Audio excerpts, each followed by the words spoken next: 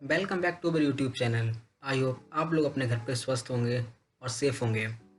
तो आज की इस वीडियो में हम बात करने वाले हैं how to avoid losses in stock market. Let's begin. अगर आपने अच्छा खासा अमाउंट सेव करके रखा हुआ है और अब आप उसको स्टॉक मार्केट में इन्वेस्टमेंट करना चाहते हैं तो सबसे पहले आपको कंपनीज़ को एनालिसिस करना आना चाहिए। साथ ही अपने रिलेटिव्स, फ्रेंड्स और तमाम बिजनेस टीवी चैनल्स को ब्लाइंडली फॉलो करना बंद कर देना चाहिए, क्योंकि आप नहीं जानते आप जिनको देख के स्टॉक मार्केट में आना चाहते हैं उन लोगों ने भी इन्वेस्टमेंट करने से पहले कितना एनालिसिस किया होगा। इसलिए अगर आपके पास अच्छा खासा अमाउंट है जिसको आप शेयर मार्केट में इन्वेस्ट करना चाहते हैं तो पूरा एनालिसिस करने के बाद ही कोई डिसीज़न लीजिए।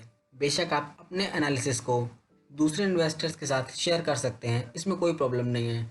ज़रूरत पड़ने पे आप उनसे राय भी ले सकते हैं। जिस तरह हम अपनी लाइफ में कोई बड़ा स्टेप उठाने से पहले उसको चारों तरफ से देख लेते हैं, उस चीज़ को डिटेल में समझ लेते हैं और उसके बाद ही कोई फ़ैसला लेते हैं। ऐसी कंडीशन में हम दूसरों की राय ज़रूर लेते हैं लेकिन उनको ब्लाइंडली फॉलो नहीं करते हैं। इसी तरह शेयर मार्केट भी काम करता है। शेयर मार्केट में इन्वेस्टमेंट करने से पहले भी आपको सारी चीज़ें अच्छी तरह समझनी होंगी, लेकिन अगर आपको लगता है आप अपने बिजी स्केड्यूल के कारण ज़्यादा टाइम नहीं दे सकते तो आपके लिए बेहतर होगा कि आप म्यूचुअल फंड्स में इन्वेस्ट करें, जहां प्रोफेशनल फंड मैनेजर्स आपके फंड को मैनेज करते हैं।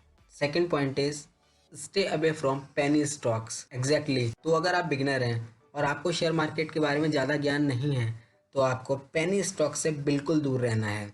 बहुत सारे इन्वेस्टर्स, स्पेशली बिगिनर्स, जो लोग कम अमाउंट से ट्रेड स्टार्ट करना चाहते हैं, वो स्टार्टिंग में पेनी स्टॉक्स की ओर ज़्यादा अट्रैक्ट हो जाते हैं। यानी जिन स्टॉक्स के प्राइस 20 से 25 रुपए से कम होते हैं उनको बाई करने लगते हैं बिना कोई एनालिसिस किए।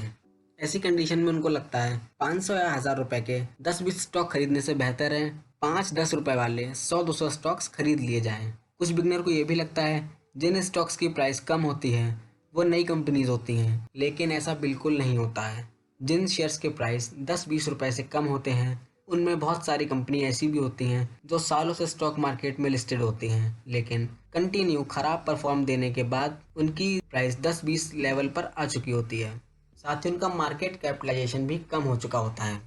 पेनी स्टॉक्स में इन्वेस्ट करने से पहले आपको ये जानना बहुत ज़रूरी है कि अगर किसी कंपनी के स्टॉक प्राइस इतने कम हैं तो वो क्यों हैं। मैक्सिमम पेनी स्टॉक्स की इन्फॉर्मेशन इजीली अवेलेबल नहीं होती है, जिसके कारण कंपनी को एनालिसिस करना काफ़ी मुश्किल हो जाता है। इसीलिए जब तक आपके पास अच्छा एक्सपर्टीज नहीं आ जाता तब तक आप पेनी स्टॉक से दूरी बनाए रखें। Third point is patience. अगर आप सारे सक्सेसफुल इन्वेस्टर्स की लिस्ट उठा के देखेंगे तो उनमें एक चीज़ कॉमन है, दैट इज पेशेंस, यानी सब्र। सही वैल्यूएशंस पर स्टॉक खरीदने के लिए आपके पास पेशेंस होना बहुत ज़रूरी है, क्योंकि जब हमारी जेब में पैसा होता है तो हम जल्दबाजी में कोई भी स्टॉक्स किसी भी वैल्यूएशन पर खरीद लेते हैं। अगर हम सबसे सक्सेसफुल इन्वेस्टर वॉरेन बफेट की बात करें तो उन्होंने कहा था कि जितनी उनकी सक्सेसफुल इन्वेस्टमेंट्स हैं उससे ज़्यादा कैश उनके पास है।